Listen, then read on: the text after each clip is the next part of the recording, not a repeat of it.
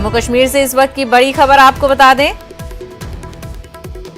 अशोमजी कुलगाम में एनकाउंटर हुआ है जिसमें एक मिलिटेंट के हलाक होने की खबर है। सिक्योरिटी फोर्सेस का ऑपरेशन अभी भी जारी है। तो जम्मू कश्मीर के अशोमजी कुलगाम में एनकाउंटर की खबर है जिसमें एक मिलिटेंट को हलाक किया गया है। वहीं सिक्योरिटी फोर्सेस का ऑपरेशन अभी भी जारी है। जम्मू कश्मीर से इस वक्त की आपको बड़ी खबर बता दें, अशोमजी कुलगाम में एनकाउंटर हुआ है। सिक्योरिटी फोर्सेस और मिलिटेंटों के बीच ये एनकाउंटर हुआ जिसमें सिक्योरिटी फोर्सेस ने एक मिलिटेंट को ढेर कर दिया है। वहीं बताया जा रहा है कि सिक्योरिटी फोर्सेस का अभी ऑपरेशन जारी है। ताजा जानकारी हासिल करने की कोशिश करेंगे। तो जम्मू कश्मीर से इस वक्त की बड़ी खबर आपको बता रहे हैं, अशोमजी कुलगाम में सिक्योरिटी फोर्सेस और मिलिटेंटों के बीच एनकाउंटर हुआ है। ताजा तस्वीरें आप देख सकते हैं, एक मिलिटेंट के हलाक होने की खबर है इस एनकाउंटर में। वहीं सिक्योरिटी फोर्सेस का ऑपरेशन अभी जारी है। हो सकता है कुछ और मिलिटेंट के छुपे होने की तस्दीक हो। हालांकि इस मामले को लेकर ताजा जानकारी हासिल करने की कोशिश करेंगे। फिलहाल आपको जो जानकारी हम बता रहे हैं उसमें एक मिलिटेंट हलाक हुआ है और सिक्योरिटी फोर्सेस का ऑपरेशन जारी है। बिल्कुल नाज़रीन, हम इस वक्त मौजूद हैं अशोमजी कुलगाम में और अभी हमें ये इत्तला मौसूल हुई है कि यहाँ पे एक एनकाउंटर शुरू हो गया है। मिलिटेंट्स और सिक्योरिटी फोर्सेस के दरमियान होने वाले इस एनकाउंटर में जो हैं अभी तक एक मिलिटेंट के मारे जाने की इत्तला हमें मौसूल हुई है। जो ज़राए से मालूम हुआ है पूरे इलाके का कॉर्डन ऑफ किया गया है। सिक्योरिटी फोर्सेस ने पूरे इलाके को अपने मुहासरे में लिया है। जहाँ तक फ़ौज, पुलिस और सीआरपीएफ की बात है, पूरी जो कमक है वो बुलाई गई है और इस पूरे इलाके को जो है अपने घेरे में लिया गया है। अभी चूंकि एनकाउंटर जारी है, अभी जो पुष्टि हुई है उसके मुताबिक अभी तक एक मिलिटेंट जो है इस एनकाउंटर में मारा गया है। बिल्कुल एनकाउंटर जारी, और आप मेरे पीछे कुछ मनाजिर भी देख सकते हैं, जैसा कि कैमरामैन अभी दिखाएंगे आपको। यहाँ फ़ौज की जो टुकड़ियाँ हैं वो बुलाई गई है। चप्पे चप्पे पे फ़ौज तैनात है, पुलिस तैनात है और सिक्योरिटी फोर्सेस तैनात हैं। कुल मिलाकर अभी एनकाउंटर जारी है। कुछ भी कहना कबल अज़ वक्त होगा। फिलहाल जो अभी इत्तला मौसूल है उसके मुताबिक एक मिलिटेंट जो है इस एनकाउंटर में मारा गया है। ज़हूर रिजवी, न्यूज़ 18 नेटवर्क, अशोमजी कुलगाम। राहुल गांधी ने मरकज पर निशाना साधा है। उन्होंने ट्वीट किया है कि अब चीनी कब्जे का सच भी मान लेना चाहिए। सरहद पर चीन के साथ कशीदगी पर बातचीत का सिलसिला जारी है, लेकिन तातुल हुनूस बरकरार है। गुज़िश्ता दिनों भी WMCC की मीटिंग में सरहदी इलाकों से फोर्सेस की वापसी के मुद्दे पर तवील बातचीत हुई थी। ज़री कवानीन की खुलकर तनकीद करने वाले बीजेपी लीडर वरुण गांधी ने कवानीन वापस लिए जाने के फैसले के बाद वज़ीर-ए-आज़म नरेंद्र मोदी को खत लिखा है। इस खत में उन्होंने MSP कानून वज़े करने का मुतालबा किया है। उन्होंने लिखा है कि ये फैसला अगर जल्द लिया जाता तो कई मासूम जानें तल्फ नहीं होती। उन्होंने मुतासरीन को 1 करोड़ रुपए मुआवजा देने की बात भी खत में कही है। वरुण गांधी ने सियासी मुहर्रिकात पर मबनी FIR वापस लेने का मुतालबा किया है। उन्होंने आशीष मिश्रा के वालिद और वजीर ममलकत अजय मिश्रा के खिलाफ सख्त कार्रवाई की मांग भी वज़ीर-ए-आज़म नरेंद्र मोदी से की है। इंदौर शहर को फिर एक मर्तबा मुल्क के सबसे साफ सुथरे शहर होने का एजाज हासिल हुआ है। जी हां, सदर जमहूरिया रामनाथ कोविंद ने दिल्ली में मुनक्किदा स्वच्छ सर्वेक्षण तकरीब में इंदौर शहर को साफ सुथरे शहर के एजाज से नवाजा है। इसी तरह गुजरात के सूरत शहर को दूसरा मुकाम और आंध्र प्रदेश के विजयवाड़ा शहर को सफाई में तीसरा मुकाम हासिल हुआ है। छत्तीसगढ़ को मुल्क भर में साफ सुथरी रियासत का अवार्ड हासिल हुआ है। स्वच्छ, स्वस्थ और समृद्ध भारत 21वीं सदी के विश्व समुदाय में अपना यथोचित गौरव हासिल करेगा। मैं पुनः आप सभी पुरस्कार विजेताओं को बधाई देता हूं और आपके उज्जवल भविष्य की शुभकामना देने के साथ साथ यह अपेक्षा करता हूं कि आप सब देश में स्वच्छता अभियान के राजदूत बने। जो पुरस्कार आपको मिले हैं उन पुरस्कारों ने आप सबको एक जिम्मेदारी भी दी है और वो जिम्मेदारी है कि आप सब लोग देश में स्वच्छता अभियान के राजदूत बने ताकि आपको मिले इन पुरस्कारों की और भी अधिक सार्थकता व उपयोगिता सिद्ध हो सके। मुझे विश्वास है कि स्वच्छता अभियान को और अधिक प्रभावी बनाने में सरकार आपकी हर संभव सहायता करेगी।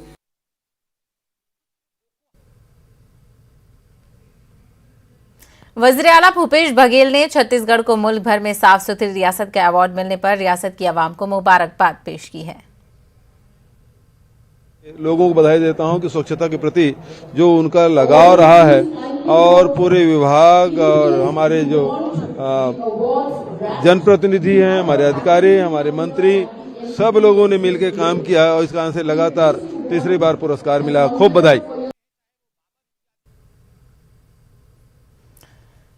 ज़राई कवानीन के बाद मुख्तलिफ गोशों से अब CAA और NRC को वापस लेने की आवाजें उठ रही हैं। असदुद्दीन ओवैसी, इंजीनियर सलीम और उलमाए फिरंगी महल ने मरकज से CAA NRC को वापस लेने का मुतालबा किया है। ओवैसी ने कहा कि वो दिन दूर नहीं है जब मोदी सरकार CAA को भी वापस लेगी। उन्होंने ज़राई कवानीन की वापसी को किसान एहतजाज की कामयाबी करार दिया है। सरकार डरती है जब जनता रोड पर निकलकर प्रोटेस्ट करती है, और ये दूसरा एग्जाम्पल है कि पहले तो CAA NRC का प्रोटेस्ट आपने देखा कि पूरे देश में मुसलमानों के साथ सेकुलर लोग ठहरे, अभी तक रूल्स नहीं बने उसके। दूसरा ये किसानों का आंदोलन, तो ये यकीनन किसानों के आंदोलन की, किसान के तमाम किसानों की ये कामयाबी है। शायर ने सही कहा था कि दहन पर है उनका गुमान कैसे कैसे, कलाम आते हैं दरमियान कैसे कैसे, ज़मीनो चमन गुल खिलाती है क्या क्या, बदलता है रंग आसमां कैसे कैसे।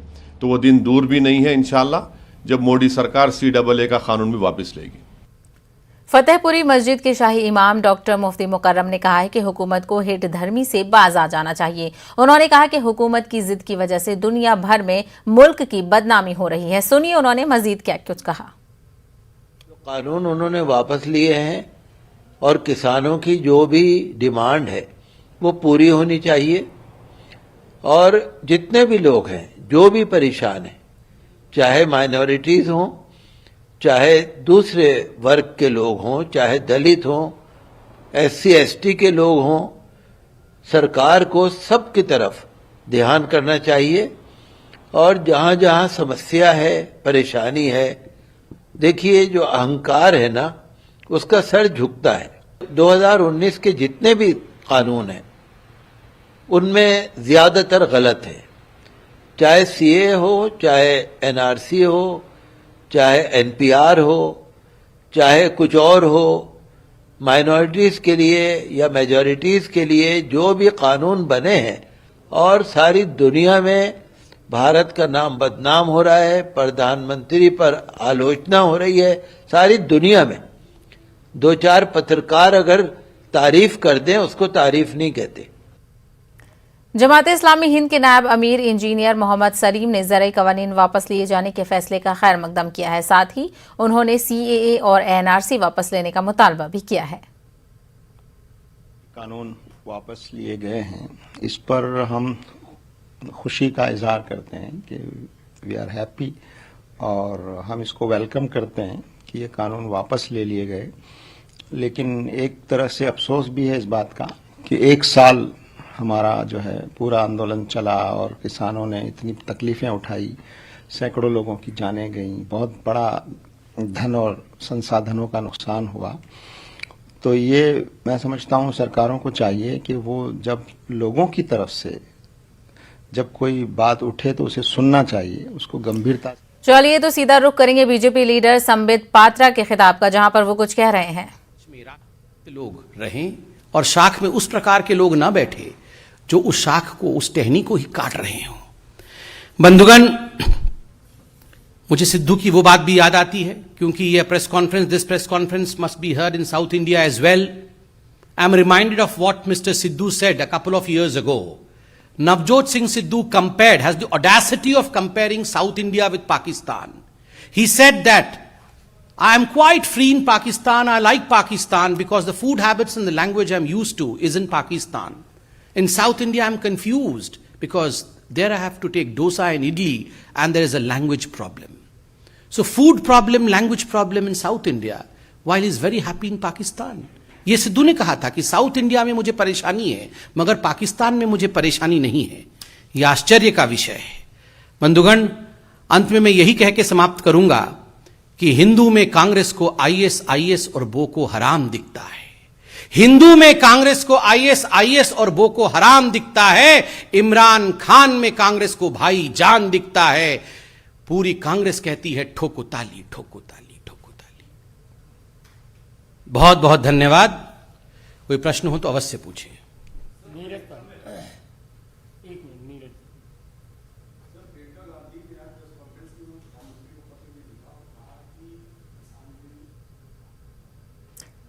तो ये थे संबित पात्रा जिन्होंने प्रेस कॉन्फ्रेंस की और अपनी प्रेस कॉन्फ्रेंस में संबित पात्रा ने कांग्रेस को आड़े हाथों लिया। फिलहाल रुकेंगे एक छोटे से ब्रेक लें, जल्द लौटेंगे कुछ और खबरों के साथ। हमको बचानी है ये जिंदगानी। Namaskar, I'm Shobna Narayan, the Kathak dancer. We, the people of India, pledge to strive for a cleaner and healthier world, to protect ourselves from disease, to have sustained sanitary habits, to have access to clean toilets and water for all our citizens.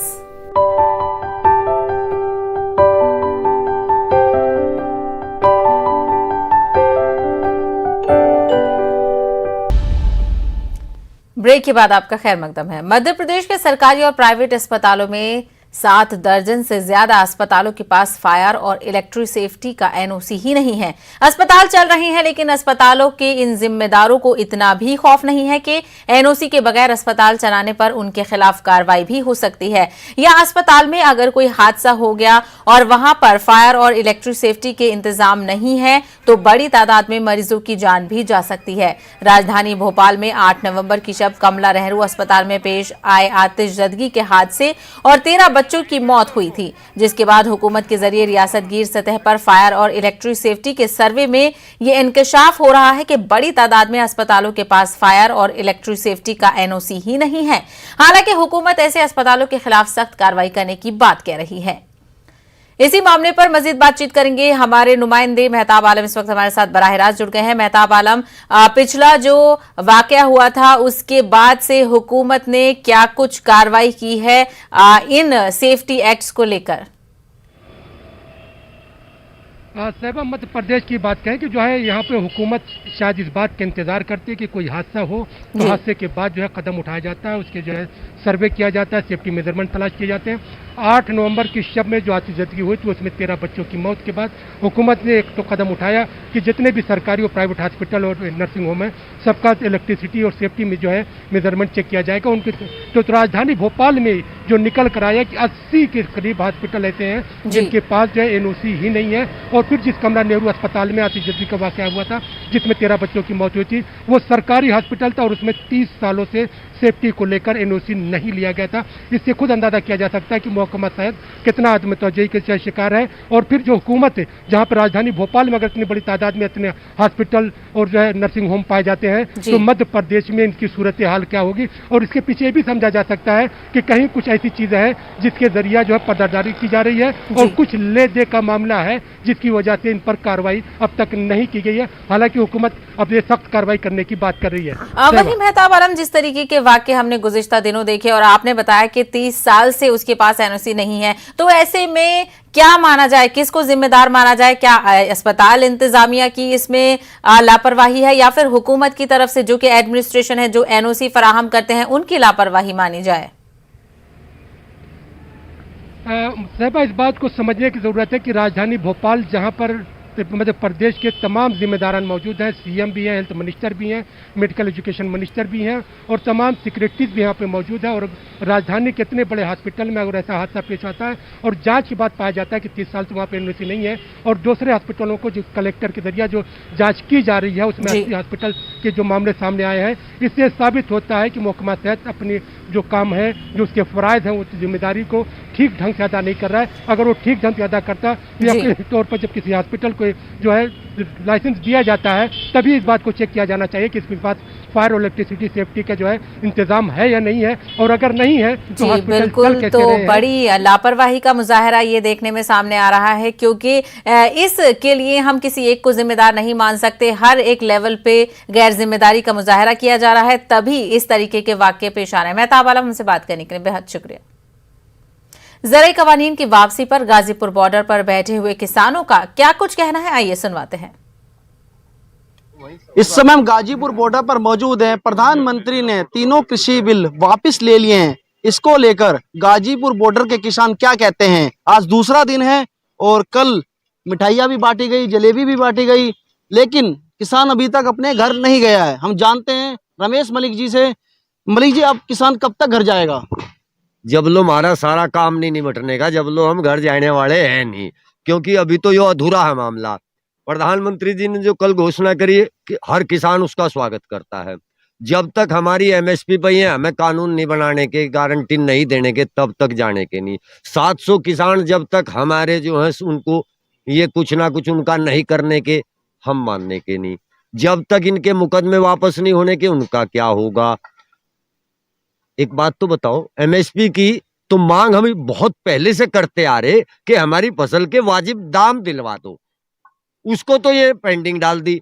अरे 3 काले कानून जो वापस करे तो यही तो लाए थे। पवन जी, आप बताइए, एमएसपी की बात सबसे ज्यादा अब की जा रही है। जब यहाँ पर गाजीपुर बॉर्डर पर किसान पहुंचे थे पिछले वर्ष, 1 वर्ष भी हो जाएंगे 26 तारीख को, लेकिन अब एमएसपी की मांग क्यों उठ रही है? प्रधानमंत्री ने तो बड़ा दिल करके इस बात को रखा है कि ये किसान अपने घर जाइए जो आंदोलन।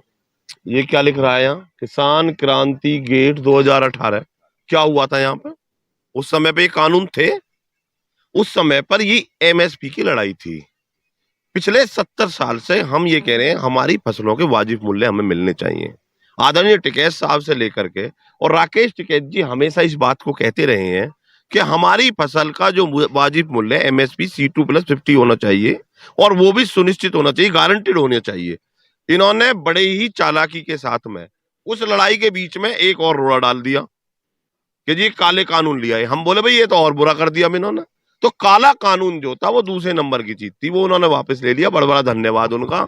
लेकिन एमएसपी पर कानून बनाना पड़ेगा। सीड बिल जो हाउस में लेकर आए हुए हैं, जो बिजली अमेंडमेंट बिल जिसको ये हाउस में लेकर आए हुए हैं, सरकार उस पर अपना रुख क्लियर करे। क्या कहते हैं अनुज जी आप इसको लेकर? अभी किसानों की जो मुद्दे पेंडिंग हैं उन पे सरकार अपना रुख स्पष्ट करे और एक वार्ता शुरू करे किसान जो लीडर्स हैं उनके बीच में, क्योंकि काफी समय से गैप हो गया है। तो जैसे बिल वापस हुआ है उसी तरीके से उनका एमएसपी कहीं ना कहीं लगता है कि सहमति बन जाएगी। सहमति तो बनी जाएगी। अगर अब उन्होंने अच्छा कदम उठाया है तो निश्चित तौर पे अगर इतना बड़ा कानून वापस हो सकता है तो एमएसपी पे कानून बन भी सकता है। और बाकी जो बिल पेंडिंग है, जो मुकदमों से रिलेटेड है, 48,000 के करीब किसानों के ऊपर मुकदमा हुआ इस आंदोलन के। गतिरोध कैसे समाप्त होगा? ऐसे तो मांग बढ़ती ही चली जाएगी। नहीं, मांग तो किसान की मांग तो बहुत है, लेकिन जो मेजर उसमें है उस पर तो सरकार को पहल करनी पड़ेगी, फैसले लेने पड़ेंगे, तभी तो किसान घर जाएगा। जी, क्या कहना? यही कहना है, जब तक एमएसपी पर कानून नहीं बनेगा वापिस नहीं जाएंगे। देखिए, प्रधानमंत्री जी ने जो पहल की है उसका स्वागत करते हैं, लेकिन संयुक्त किसान मोर्चा जो तय करेगा उसके बाद ही निर्णय लिए जाएंगे और किसान जब घर जाएगा जब उसकी सारी मांगे पूरी हो जाएगी। Rohit Singh, news 18, Ghazipur border. भारत के अपने शॉर्ट वीडियो शेयरिंग ऐप चिंगारी ने क्रिप्टो सोशल टोकन गारी के साथ क्रिप्टो करेंसी बाजार में धमाकेदार कदम रखा है। सुपर स्टार सलमान खान गारी के ब्रांड एम्बेसडर हैं। चिंगारी ऐप भारत में काफी मकबूल हो रहा है और सोशल मीडिया कैटेगरी में बेस्ट ऐप का खिताब भी हासिल कर चुका है। चिंगारी ऐप न सिर्फ कंटेंट क्रिएटर्स बल्कि व्यूअर्स, एडवर्टाइजर्स और डेवलपर्स सबकी कामयाबी की कुंजी है। गारी का इस्तेमाल मुस्तकबिल की इन ऐप करेंसी के साथ साथ गवर्नेंस टोकन के तौर पर भी हो सकता है। आइए जानते हैं सौरभ से, जो एक इन्फ्लुएंसर हैं।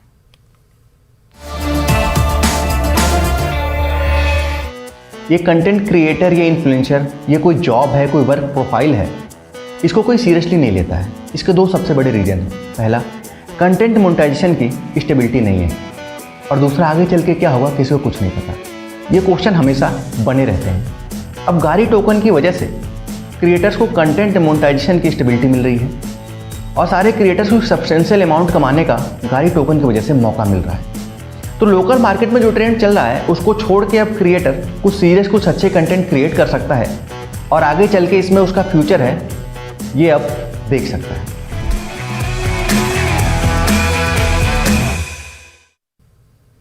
कोरोना वबा के दौरान बाहमी इमदादो निसार का जज्बा मुस्तहकम हुआ है। मुल्क इस वबा से मुत्तहिद होकर मुकाबला कर रहा है। टीकाकारी के ऐलान के बाद हम बेहतर ताउन करें जिससे हम कोरोना को मात देने की जानिब कदम बढ़ा सकें। नेटवर्क 18 इस मुहिम में हर कदम पर आपके साथ रहेगा। जब तक सभी महफूज नहीं तब तक कोई महफूज नहीं होगा। इसी सोच की बुनियाद पर हमारी मुहिम संजीवनी का मकसद ये यकीनी बनाना है कि वैक्सीन पाना सभी हिंदुस्तानियों का हक है।